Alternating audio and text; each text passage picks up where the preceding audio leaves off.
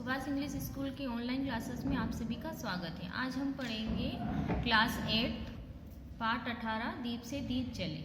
आइए सीखें। इसमें क्या सीखेंगे हम? पॉलीथीन के प्रयोग से होने वाली हानियों की जानकारी। पॉलीथीन के प्रयोग से क्या क्या हानियां होती हैं इसके बारे में हम जानेंगे। पॉलीथीन के उपयोग के विरोध में जनमानस तैयार करना, मतलब इसके विरोध में सभी को जागरूक करना और प्रत्यय का ज्ञान कराना। प्रत्यय में क्या होता है? शब्दांश, वो शब्दांश जो शब्द के पीछे जुड़ते हैं और शब्द में परिवर्तन ला देते हैं, उनका ज्ञान हम इस लेसन में करेंगे। दोपहर का समय था, सूरज आग उगल रहा था, मतलब दोपहर का समय था और बहुत गर्मी गिर रही थी। ऐसे विषम मौसम में धूप और गर्मी की परवाह किए बिना 13-14 साल का एक लड़का पीठ पर भारी बैग लादे धीरे धीरे पैदल चल रहा था। सूरत से लड़का सीधा और संकोचित दिखाई दे रहा था। वो जो लड़का था वो सूरत से सीधा लग रहा था और संकोचित, मतलब कुछ बांटने के लिए वो निकला था। उम्मीद भरी आंखों से वह सड़क के दोनों तरफ बनी कोठियों की तरफ देखता और फिर अपने सूखे होठों पर जीभ फेरता हुआ आगे बढ़ जाता। मतलब उसको उम्मीद यह थी कि कोई भी बाहर नजर आ जाए और उसके बैग में जो भरा हुआ, मतलब जो चीज़ें वो उसको दे दे। किसी भी बंद दरवाजे को खटखटाने की उसकी हिम्मत नहीं पड़ रही थी। अचानक लड़के की आंखें चमक उठी। एक मकान का दरवाजा खुला हुआ दिखाई दिया। उसकी आंखों में जो चमक आ गई, क्यों चमक आ गई? कि जो बैग में भरी हुई चीज़ें वो देने के लिए आया था, तो एक मकान का दरवाजा उसे खुला दिखा। तो वो सोच रहा था कि अब यहाँ पर ये जो बैग में चीज़ें भरी हुई है ये उनको दे दूंगा।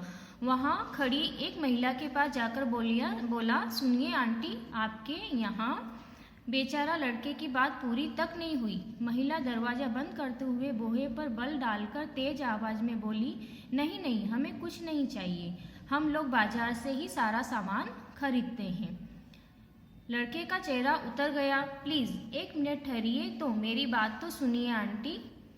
रमा को बड़ी झुंझलाहट हुई। मतलब रमा जो थी उस औरत का नाम रमा था। उनको बहुत गुस्सा आया। अजीब है, ये लड़का भी पीछे ही पड़ गया। मतलब वो सोच रही थी ये लड़का अजीब है, जाने को बोल दिया तो भी यही खड़ा हुआ है। इस तरह घर घर घूमकर सामान बेचने वाले लड़के से कई बार वो ठगी जा चुकी थी। मतलब बहुत बार ऐसा होता है कि कुछ ऐसे रहते हैं जो ठग रहते हैं, मतलब कीमती चीज़ बताकर हमें नकली सामान दे जाते हैं। तो वो सोच रही थी कि नकली सामान लेकर आया है और मुझे ठगने के लिए आया है, इसलिए वो उस पर गुस्सा कर रही थी। इसलिए अब इनसे कोई चीज़ें नहीं खरीदती थी। पर आपके यहाँ एक गिलास पीने का पानी मिल सकेगा? लड़का बोलता है कि आपके यहाँ पानी का गिलास मिलेगा क्या? लड़के ने कुछ झिझकते हुए एक झटपट अपनी बात कह दी। पानी? अरे पानी तो जरूर मिलेगा, एक मिनट ठहरो, कहते हुए रमा अंदर चली गई। एक गिलास पानी लाकर उसने लड़के को थमा दिया। जितनी देर लड़का पानी पीता रहा वह गौर से देखती रही, और जितनी देर वो लड़का पानी पीता रहा उतनी देर वो उस लड़के को देखती रही कि लड़का तो मतलब स्कूल की ड्रेस पहन रखी और सीधा साधा दिख रहा है। पानी पीकर धन्यवाद देते हुए लड़के ने गिलास लौटा दिया और बैग उठाकर वह चलने को हुआ तो रमा ने बोला, जरा ठहरो। लड़का रुक गया। कौन सा सामान बेचते हो तुम? रमा ने पूछा। जी कुछ नहीं। रमा चौंकी। तो फिर मुझे क्यों रोक रहे थे? सिर्फ पानी मांगने के लिए? जी नहीं। लड़के ने अपनी बड़ी बड़ी आंखें उठाकर पहली बार रमा की ओर देखा। पहेलियां मत बुझाओ, साफ साफ कहो बात क्या है? रमा गंभीर हो उठी। मुझे आपसे एक जरूरी बात पूछनी थी। क्या आपके यहाँ बाजार से पॉलीथीन की थैलियों में सामान आता है? हाँ आता है। तुम्हें इससे क्या लेना देना? वो महिला जो थी वो बोलती कि हाँ, हम जो सामान लाते हैं बाजार से वो पॉलीथीन की थैलियों में ही लाते हैं। आजकल ज़्यादातर दुकानदार पॉलीथीन की थैलियों में ही दाल, चावल, साग सब्जी, फल, साबुन और टूथपेस्ट देते हैं। क्या आपके घर में ऐसा ही होता है? अक्सर हम बाजार जाते हैं तो बाजार में हम चीज़ें खरीदते हैं तो वहाँ के जो दुकानदार रहते हैं वो पॉलीथीन की थैलियाँ ही हमें देते हैं और वो थैली लेकर हम घर आ जाते हैं। हाँ होता तो है, रमा को मानना पड़ा। आंटी आपसे एक अनुरोध है। अनुरोध यानी एक कहना है कुछ। कहते हुए लड़का नीचे झुका। उसने जमीन पर रखे अपने भारी भरकम बैग के भीतर से कपड़े का सिला हुआ एक झोला निकाला और आगे बढ़ा दिया। प्लीज बुरा न मानिए, आगे से अपने घर का रोजमर्रा का सामान इसमें रखकर लाया कीजिए। रोजमर्रा यानी रोजाना उपयोग में आने वाला सामान। वो जो सारा सामान है, लड़के ने बोला कि अब ये जो कपड़े का सिला हुआ झोला है इसी में आप सारा सामान लेके आना। क्यों? रमा जो थी वो चौंक गई कि ऐसा क्यों, मैं इसी में लेके आऊँ। हमारे मोहल्ले में 3-4 दिन पहले एक गाय मरी हुई पाई गई थी आंटी। लोगों का अनुमान था कि इसे किसी ने जहर दे दिया, किंतु जब गाय का पोस्टमार्टम किया गया तो आप जानती हैं गाय क्यों मरी थी? नहीं तो रमा हड़बड़ाहट गई। लड़के के होठों पर उदास मुस्कान दौड़ गई। गाय किसी जहर देने से नहीं मरी थी। कूड़े के ढेर पर पड़ी पॉलीथीन की थैलियों को उसने खा लिया था। वे पेट के भीतर जाकर उसकी आंतों में फंस गई और वो मर गई। आप देखते होंगे कि गाय को जो हम खाने की चीज़ें देते हैं तो कोई कोई क्या करते हैं, पॉलीथीन की थैलियों में लपेट के दे देते हैं। तो पॉलीथीन की थैलियाँ जो है वो गाय खा लेती है और खाने से क्या उनका पेट फूल जाता है और उनकी आंतों में वो अटक जाती है, जिससे क्या हो जाता है, उनकी मृत्यु हो जाती है। तो इसलिए हमें पॉलीथीन की थैलियों का प्रयोग नहीं करना चाहिए। एक बार फिर गौर से उसने उस बच्चे की ओर देखा। भोला भाला बच्चा, गोरा रंग, सुंदर नाक नक्श, चमकीले आंखें। आप क्या सोचने लगी आंटी? लड़के ने टोका। कुछ नहीं। तुम्हारा नाम क्या है बेटा? किस कक्षा में पढ़ते हो? क्योंकि वो लड़का जो था समझदार दिख रहा था और आंटी सोच रही थी कितना समझदार लड़का है, कौन सी कक्षा में पढ़ता है। वह महिला उनसे बात करना चाहती थी। जी मेरा नाम नितिन है, 8वीं कक्षा में पढ़ता हूँ। उसने अपना नाम क्या बताया? नितिन। और कौन सी कक्षा में पढ़ता था वो? 8वीं कक्षा में। जीव जंतुओं के लिए कितनी दया है तुम्हारे मन में? वो महिला जो उससे बोलती है कि जीव जंतु के लिए तुम्हारे मन में इतनी दया है। लड़का फिर बोलता है बात सिर्फ जीव जंतुओं की नहीं है। नितिन गंभीर होकर बोला, ये पॉलीथीन तो वैसे ही हमारे पर्यावरण के लिए बहुत नुकसानदायक है। ये पॉलीथीन की थैलियाँ जो रहती है पर्यावरण के लिए बहुत नुकसानदायक होती है। अगर इसको जलाया जाता है तो इससे विषैला धुआं निकलता है, जिससे क्या होता है, पर्यावरण प्रदूषित हो जाता है। आप तो जानती ही हैं। ये पॉलीथीन की थैलियाँ। रमा को अपने आप पर लज्जा हो आई। छी, इतनी बड़ी और समझदार होकर भी जिस बात की गंभीरता उसने आज तक नहीं समझी, उसे इतने छोटे से बच्चे ने कैसे समझ लिया। सचमुच ये पॉलीथीन की थैलियाँ हमारे पर्यावरण की सुरक्षा की दृष्टि से बहुत घातक है। बहुत मतलब घातक यानी नुकसानदायक है। जमीन का उपजाऊपन नष्ट करके, ये जमीन का जो उपजाऊपन होता है उसको वो नष्ट कर देती है, उसे बंजर बना देती। बंजर बनाना ये मतलब उस पर अनाज नहीं हो पाता है। जलाने पर इससे निकलने वाला विषैला धुआं हमारे वायुमंडल को जहरीला बना रहा है और इससे जो विषैला धुआं निकलता है वायुमंडल में क्या फैला रहा है? जहर फैला रहा है। ये थैलियाँ घर की मोरियों और नदी नाले में जाकर पानी का बहाव भी रोकती है और ये जो थैलियाँ रहती हैं वो पानी के साथ बहकर कहाँ चली जाती है? नदी नालों में चली जाती है और वहाँ का बहाव जो है वो रोक देती है। जानवरों के पेट में जाकर उनके प्राण ले लेती है और जानवरों के पेट में चली जाती है तो उनके लिए वो घातक होती है और वो इतना घातक होती है उनके प्राण भी ले लेती हैं। फिर भी हम बाजार से सारा सामान इन्हीं थैलियों में लाना पसंद करते। फिर भी क्या हो रहा है कि इन्हीं थैलियों में हम सामान लाते हैं।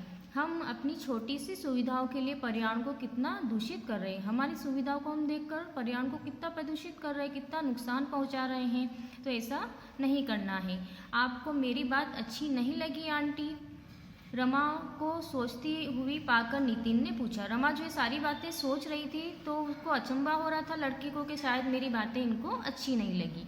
पर रमा ने कहा, तुम बहुत समझदार हो बेटे। तुम्हारे दिए हुए इस कपड़े के झोले में ही आज से मैं अपना सामान लाया करूँगी।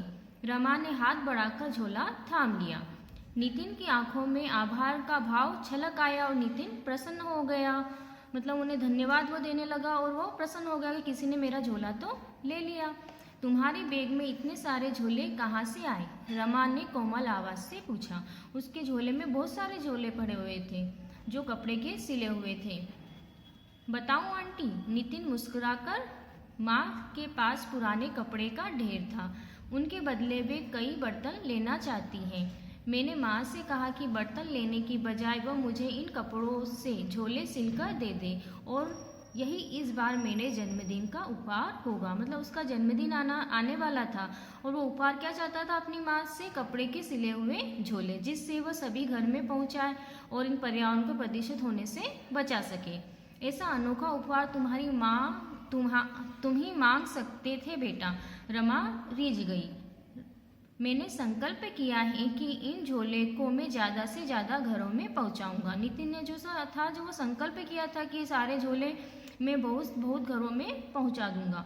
पॉलीथीन की थैलियाँ खाकर अब कोई गाय नहीं मरनी चाहिए, है ना आंटी? हाँ बेटा, ऐसे ही समझदार बच्चों की आज देश में ज़रूरत है, और सही है, ऐसे ही आज हमारे भारत को ऐसे ही बच्चों की ज़रूरत है। रमा भाव विभोर हो उठी। अपनी प्रशंसा सुनकर नितिन शर्मा गया।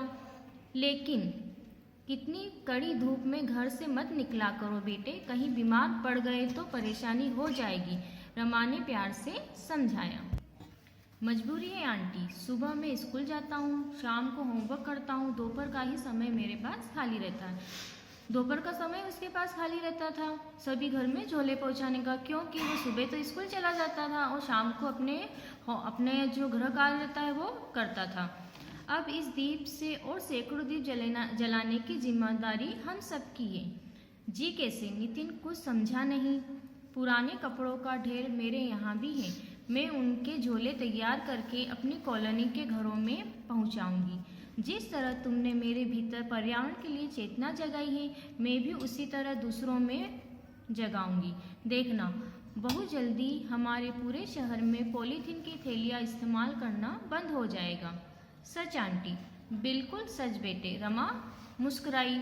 रमा के मन में भी समझ में आ गया था, मतलब रमा को भी समझ में आ गया था कि हमें कपड़ों की थैलियों का ही प्रयोग करना चाहिए, पॉलीथीन की थैलियों का प्रयोग नहीं करना चाहिए। तो वो भी जागरूक हो गई थी और वो भी सोच रही थी कि मैं भी कपड़ों के सिले हुए झोले अपनी कॉलोनी में बांटूंगी। बिल्कुल सच बेटे, रमा मुस्कुराई। और यह सिर्फ शुरुआत है, रमा ने कहा, यह तो सिर्फ शुरुआत है। धीरे धीरे दीप से दीप जलने की प्रक्रिया समूचे देश में फैल जाएगी, मतलब सभी व्यक्ति जो है वो जागरूक हो जाएंगे। पर्यावरण की शुद्धता के लिए देश का हर नागरिक जाग उठेगा। कितना सुखद होगा तब। नितिन की आंखों में एक चमक जो थी वो दौड़ गई। अनगिनत दीप उसकी आंखों में झिलमिला उठे थे। नए शब्द, ये कुछ कठिन शब्द हैं जिनको आपको अपनी कॉपी में नोट करना है। विषम, भीषण, असहनीय। विषैला, विषैला यानी क्या होता है? जहरीला। उम्मीद, उम्मीद यानी होता है आशा। दूषित, दूषित यानी होता है खराब। झुंझलाहट, झुंझलाहट यानी क्या होता है? चिड़चिड़ाहट। संकल्प, संकल्प यानी होता है इरादा। अनुरोध, अनुरोध यानी होता है निवेदन। भाव विभोर, भाव विभोर यानी होता है भावुक या मुक्त भावों से भरकर। पोस्टमार्टम, पोस्टमार्टम यानी होता है चीरफाड़। चेतना जगाना यानी होता है सावधान करना या सचेत करना। घातक, घातक यानी होता है हानिकारक। प्रक्रिया, प्रक्रिया यानी होता है तरीका, कार्यविधि। बंजर, बंजर यानी होता है ऊसर या अनुपजाऊ। सुखद, सुखद यानी होता है आनंददायक।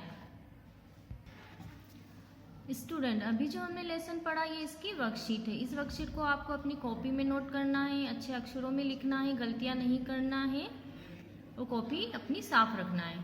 पाठ 18, दीप से दीप जले। इसके लेखक है डॉक्टर उषा यादव। वस्तुनिष्ठ प्रश्न, प्रश्न क्रमांक 1 का क वाला, सही जोड़ी बनाइए। ये जो मेज दे रखी है सही बना रखी है, आपको इसको अपनी कॉपी में ऐसे ही नोट करना है और रन करना है।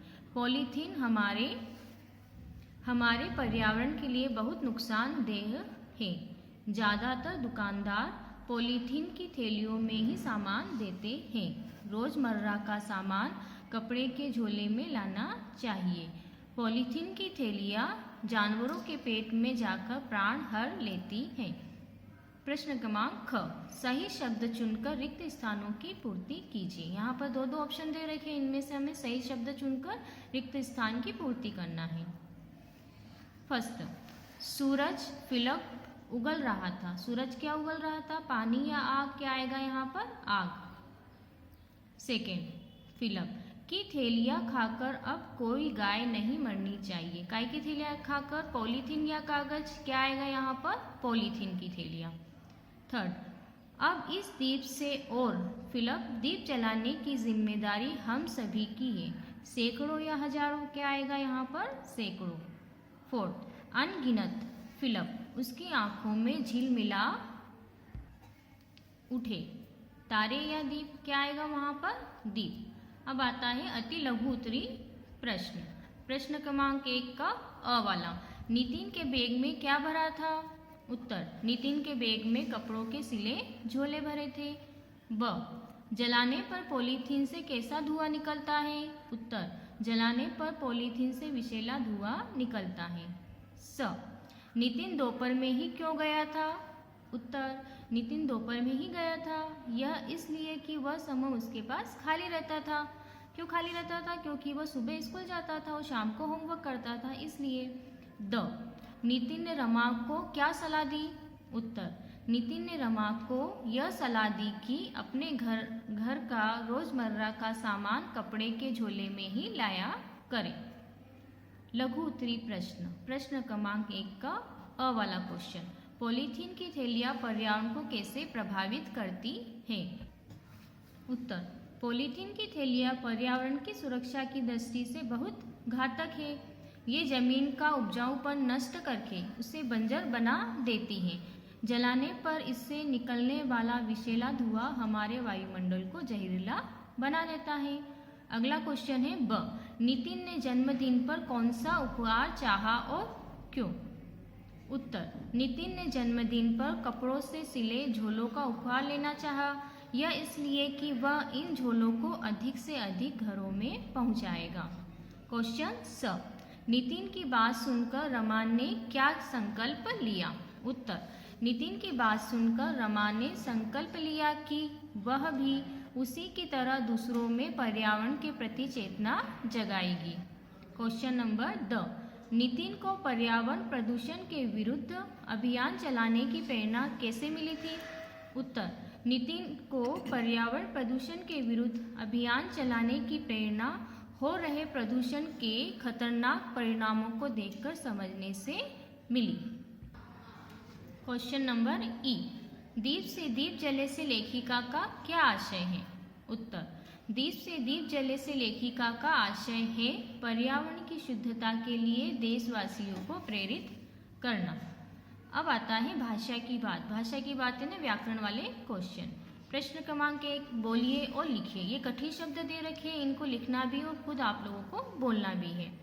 उत्तर, विषम, पर्यावरण, वायुमंडल और विषैला। प्रश्न क्रमांक 2, सही वर्तनी वाले शब्दों को कोष्टक में लिखिए। ये 4 शब्द जो दे रखे हैं, इनमें से एक शब्द जो है वो राइट है और 3 गलत है। उसको हमें कहाँ लिखना है? ये कोष्टक बना रखा है, उसमें लिखना है। अनुराधा, अनुरोध, अनुरोधा, अनुरोध, तो क्या होता है? अनुरोध होता है।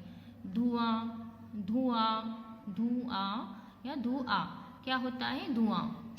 दूषित, दूषित, दूषित या दूषित, क्या होता है? दूषित। ठहरिए, ठहरिए, ठहरिए या ठहरिए, क्या आएगा यहाँ पे? ठहरिए। प्रश्न क्रमांक 3, निम्नलिखित शब्दों के हिंदी शब्द लिखिए। ये शब्द जो है इंग्लिश शब्द दे रखे हैं, इनके हमें कौन से रूप लिखना है? हिंदी रूप लिखना है।